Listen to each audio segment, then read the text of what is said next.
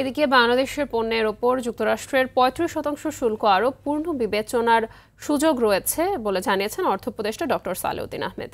সকালে সচিবালয়ের সরকারি ক্রয় সংক্রান্ত উপদেষ্টা পরিষদের সভা শেষে তিনি এসব কথা বলেন। উপদেষ্টা বলেন, এই বিষয়ে আগামীকাল বাণিজ্য উপদেষ্টার সাথে যুক্তরাষ্ট্রের ইউএসটিআর এর যে বৈঠক হবে সেখানে শুল্ক আরোপের বিষয়টি আলোচনা হবে।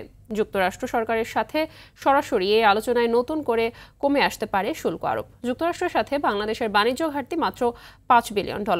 সেখানে এত শুল্ক দেওয়ার যৌক্তিকতা নেই বলেও জানান অর্থ উপদেষ্টা। আমাদের ডেফিসিট মাত্র $5 বিলিয়ন, ভিয়েতনামের 125 বিলিয়ন।